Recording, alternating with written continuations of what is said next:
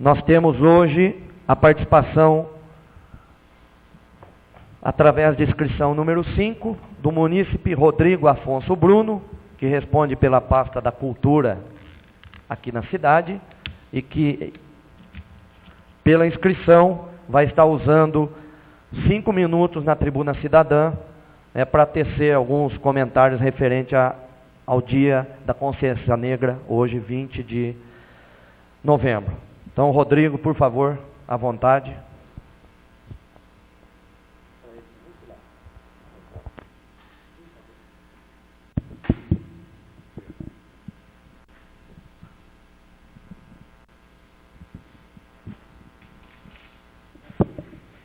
Boa noite a todos os vereadores, senhora vereadora, senhor presidente, público aqui presente e também aos cidadãos que estão acompanhando esta sessão pelas redes sociais e também pela rádio comunitária.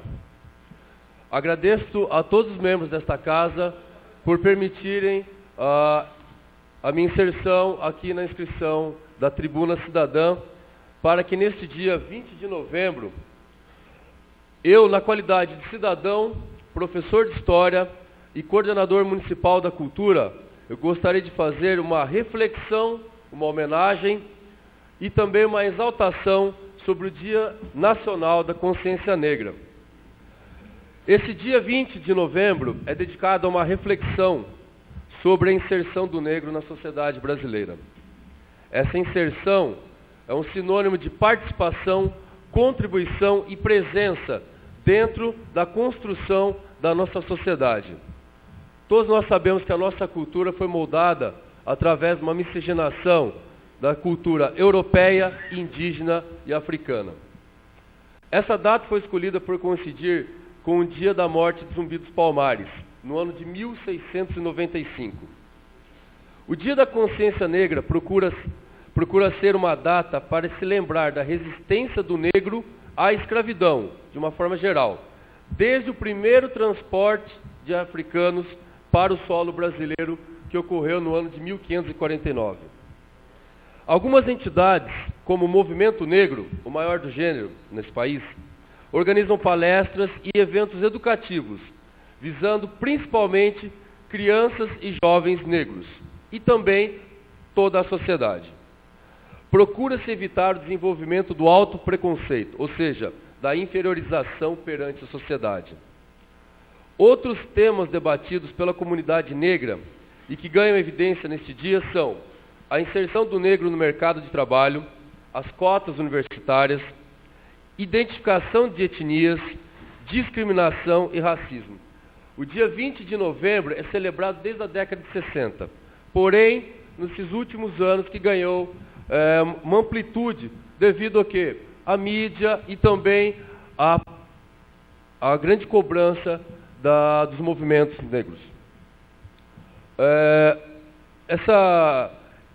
Esse dia 20 de novembro é um feriado facultativo que foi instituído no ano de 1995, porém não é adotado por todos os estados brasileiros e também nem todos os municípios. Eu critico também municípios que adotam o feriado, mas o poder público não contribui, não incentiva e nem prestigia qualquer ação referente à cultura afro-brasileira. Então, comemorar o quê? Ficar em casa, por quê? A questão de Zumbi dos Palmares, eu tive a oportunidade na rádio comunitária, ter um espaço hoje, para fazer uma reflexão sobre a participação dele na nossa história.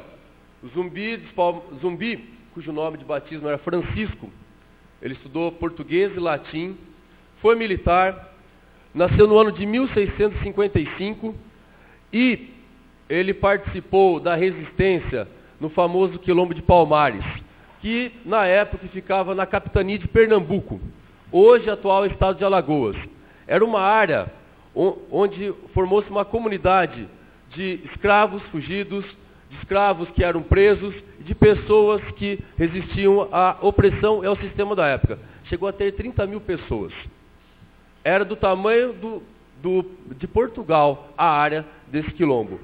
No ano de 1678, o governador da capitania de Pernambuco tentou uma trégua, cansado de tantas batalhas contra esse quilombo e, através de um acordo com Ganga Zumba, um famoso líder do quilombo de Palmares, eles conseguiram uma trégua, que foi contestada por Zumbi, que, logicamente, ele queria o quê?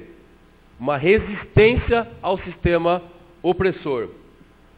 Zumbi dos Palmares, ele chegou a ser líder desse quilombo e foi assassinado no ano de 1695, no dia 20 de novembro. Então, eu gostaria de fazer essa homenagem também, estender a algumas pessoas aqui da nossa cidade. Nosso primeiro prefeito, o senhor Hilarino Nogueira de Azevedo, era negro. Ele nasceu em Oliveira, Minas Gerais, em 1857, e veio para cá ainda jovem. Ele era professor, maestro de banda, professor de piano, agente de negócios e incentivador cultural. Ele foi prefeito durante um período do princípio da nossa república. O seu período foi de 1 ano. Porém, uma coisa que é de se ressaltar: não existe em Fartura nenhuma rua, monumento, e nunca ouvi uma homenagem. Concluindo, senhor presidente.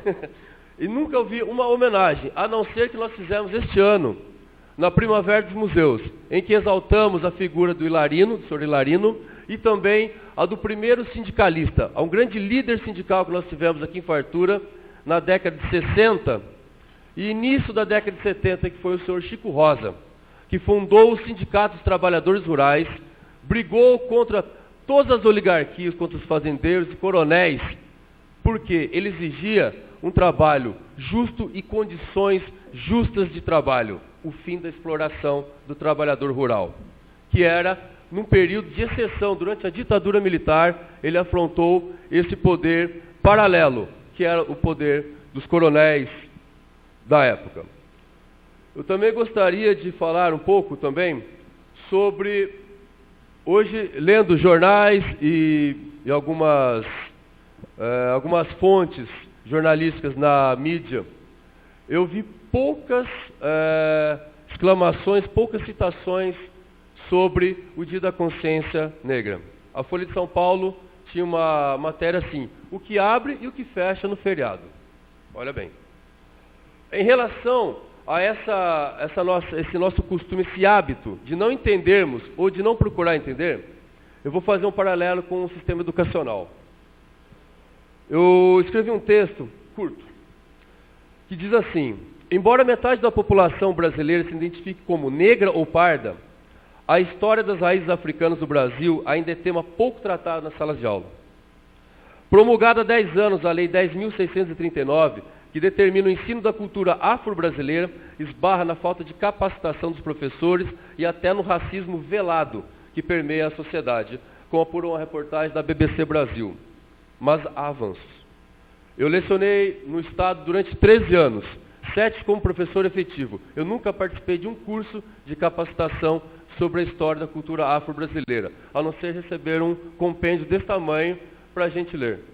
E, se tivéssemos oportunidade, espaço e tempo, trabalhar em sala de aula, mas dentro das devidas proporções daquela cartilha que nos foi imposta, e graças a Deus nós rejeitamos.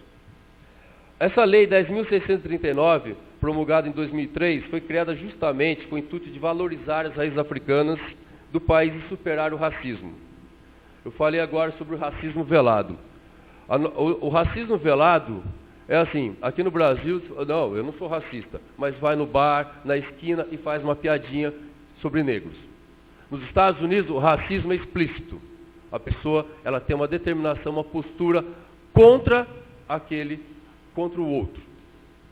Então, eu acho que é preciso superar a visão do negro apenas como escravo, como nós temos nos livros e compêndios escolares.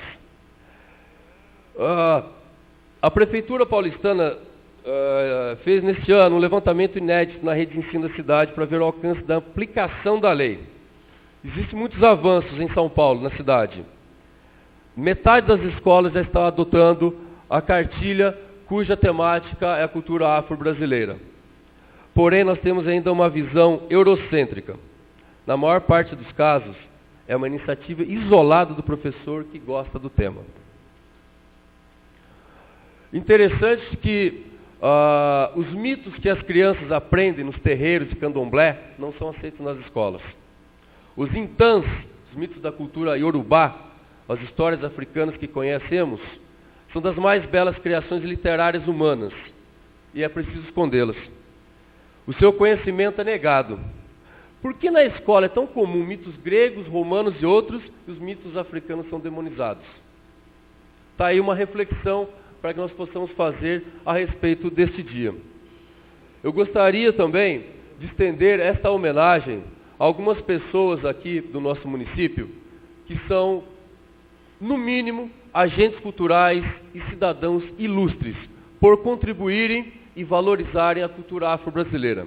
A capoeira, todos nós sabemos, que é um patrimônio cultural da humanidade, tombada pela Unesco através de uma grande pressão de grupos brasileiros. Senão, o tema também estaria vago.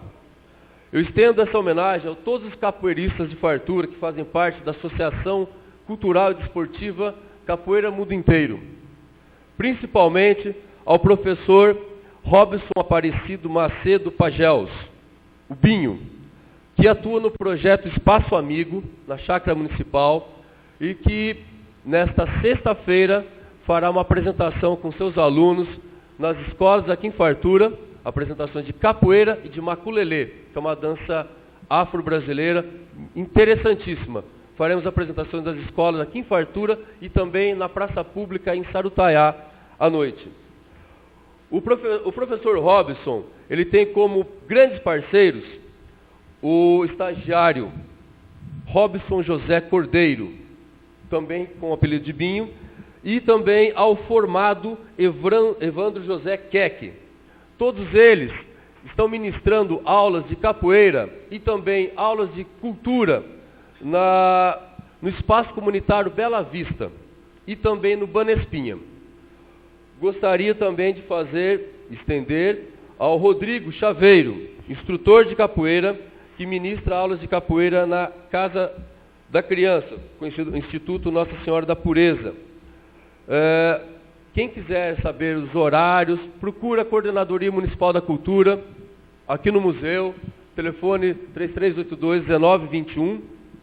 E gostaria também de fazer um agradecimento ao deputado Hamilton Pereira, deputado estadual pelo PT, município de Sorocaba, que durante sua visita em Fartura fez questão de conhecer o nosso museu municipal, na companhia da vereadora e também de correligionários, e durante sua visita de mais ou menos quase 1 hora, ele ficou muito espantado com o que nós conseguimos e o que as pessoas, principalmente a dona Terezinha Blanco, conseguiu implementar em Fartura, que é o quê? A preservação da nossa memória. Essa semana, que é chamada de Semana da Consciência Negra, nós estamos aqui no Museu Municipal, atuando não como apenas receptores de pessoas que querem conhecer um depósito de objetos. Mas assim, durante toda essa semana, nós estamos atendendo pessoas, debatendo questões referentes à cultura afro-brasileira. Convido a todos os munícipes para conhecer, voltar ao museu, porque ali nós temos também objetos do século XIX que remontam à época da escravidão. Para finalizar, eu gostaria de fazer um esclarecimento que acho importante. Todos os movimentos negros no Brasil, eles exaltam como um dia da resistência histórica, da opressão, desde a escravidão até essa discriminação e o racismo velado que nós temos hoje, o dia 20 de novembro. Durante décadas, quase durante um século, nas escolas, nós aprendemos que o dia 3 de maio era importante, pois foi a data da libertação dos escravos. O dia 3 de maio nada mais foi do que o fim de um acordo mútuo entre Brasil e Inglaterra.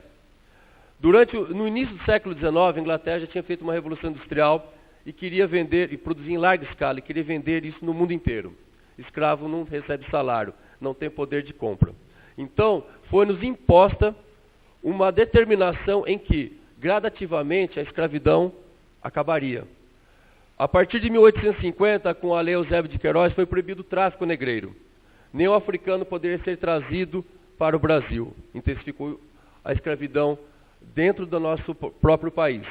E depois, a Lei do Ventre Livre, a Lei do Sexagenário, e até culminar na Lei Áurea, no dia 3 de maio de 1888, nada foi mais do que apenas uma assinatura de um acordo que foi pré-estabelecido. Então, o dia 13 de maio, ele é apenas uma data histórica, não simbólica, como o dia 20 de novembro. Agradeço a palavra, a oportunidade, e muito obrigado a todos. Uma boa noite.